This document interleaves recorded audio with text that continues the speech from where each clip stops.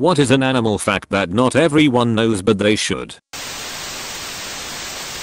Pigeons, crows, and ravens can recognize humans and remember faces. They also have been observed holding a grudge against humans that were mean to them. Crows can even tell their offspring specifically about details about PPL they have a grudge on or find dangerous. There was a huge experiment/documentation about this. Hedgehogs are known as the gardener's friend. This is because they will eat slugs, beetles, caterpillars, etc. and do no harm, only good. Also, adorable. When jaguars pick a victim they can stalk them for days, weeks, even this includes humans. They even use social media and follow people to work. Sneaky bastards those jags. I think those are thirsty cougars.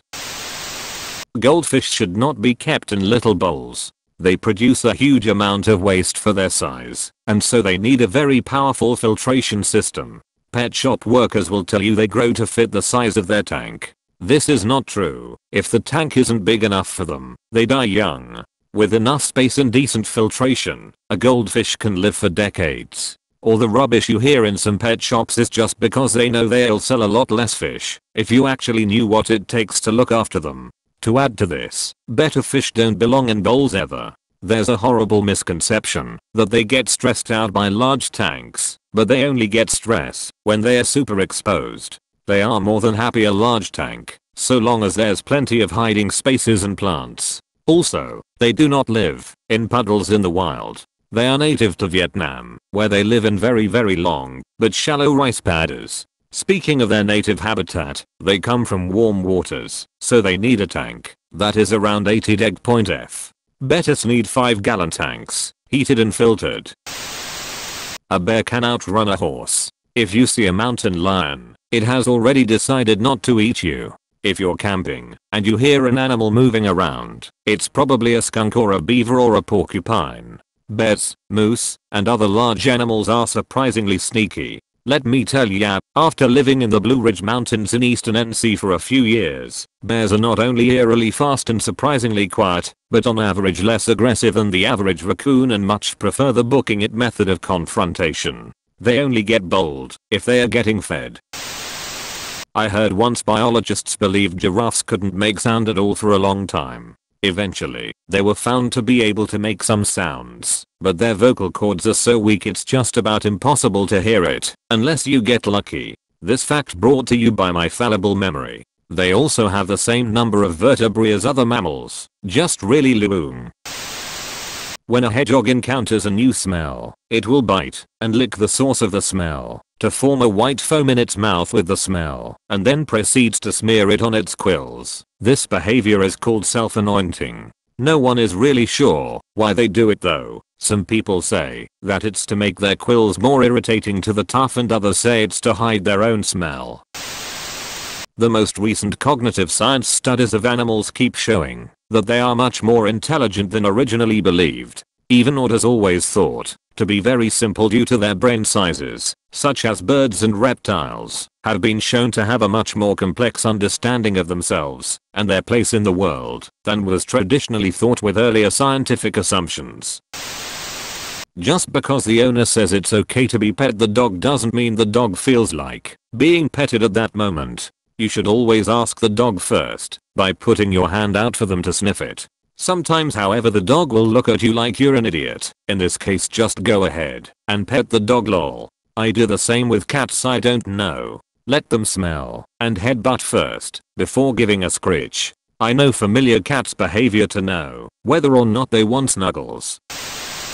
The fingerprints of a koala are so indistinguishable from humans that they have on occasion been confused at a crime scene, waiting for an evil koala as a Disney movie villain. Also, if anyone from Disney is reading this and goes ahead with this, I will take 5% of total sales as commission. Thanks. This is actually the basis for the script I wrote last year. It's about a team of elite FBI agents engaged in a manhunt for high society art thief, but she uses a trained koala to steal the priceless art and confuse investigators with the multitude of koala fingerprints left at each crime scene. The twist comes when it's revealed that the thief and the koala are identical twins and have the same fingerprints. I call it Collar That Koala. starring the Baldwin brothers as the FBI agents, Juliette Lewis as the thief, and Willie Wiggins as the koala.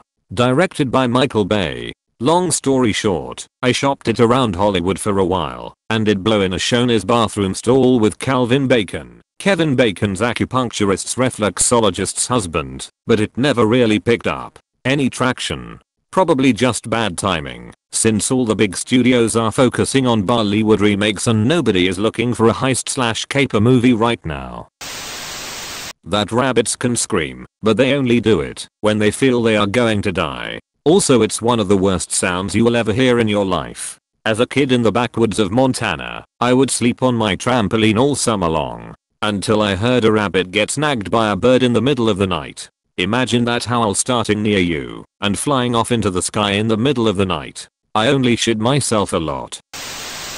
Frogs breathe through their skin. They also don't have working throats. They use their eye muscles to force things down into their stomach. They also eat their own shed by slowly pushing it from the back and into their mouths. If you see a frog yawning, it's likely eating its dead skin. Mantids do in fact eat the head of the male mates, but only to ensure that the female has adequate nutrition through her pregnancy.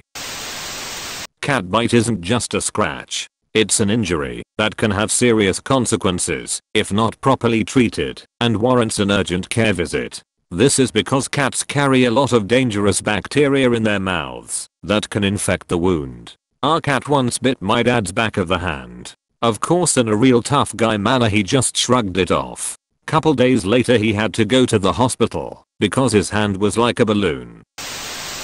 That there is no pack mentality, so being a douche to your dog to be the alpha is actually causing a good deal of damage to the relationship and will get you the opposite result of what you're wanting. Source: I'm a professional trainer and have to deal with these nervous dogs when the owners realize beating and screaming at them doesn't work. Positive reinforcement is the way to go. Okapis are rare and reclusive in the wild, so for a long time were thought to be mythical creatures like unicorns or dragons because they were almost never seen. They appear frequently in the logos of old mythical creature organizations. Snakes don't hear, but feel vibration instead. If trying to warn a snake of your presence, you should stomp your feet instead of speaking, like you would around a mammal in the wild. Snakes also don't have eyelids, like we do, so it can be very hard to tell if they are asleep. It is better to interact with a snake using a strike guard, even with friendly pet snakes, to avoid startling a sleeping snake and getting bit. A group of baboons is called a congress. Quite fittingly, a group of baboons is a troop. Calling them a congress is a fairly recent and intentional insult. That said, my internal linguist would like to point out that collective nouns through history have always been made up by people to play off stereotypes, and the ones that stick are just the ones people liked enough to remember. We could certainly be changing the group term for a collection of baboons right now, if enough people wanted to.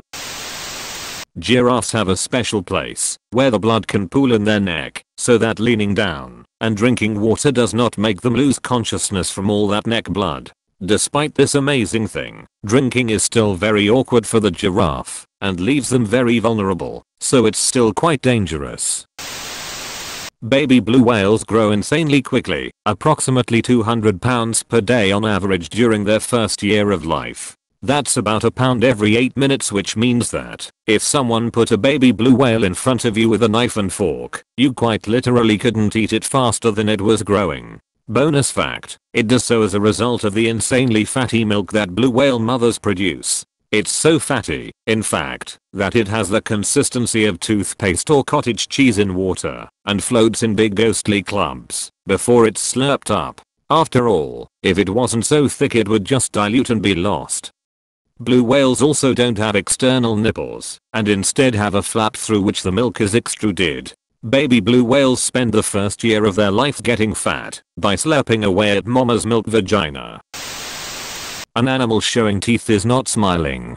They're threatening you with violence. Leave that creature alone and learn some animal language. Alligators/crocodiles are not scavengers. They will not eat anything that is already dead. To properly dispose of a body in this manner, you need to leave your victim alive, able to thrash about, but unable to escape. I recommend cutting both the Achilles tendons. This will put blood in the water, but the best they will be able to do is crawl away. Yes officer, this post here. If you enjoyed the video, please like and subscribe.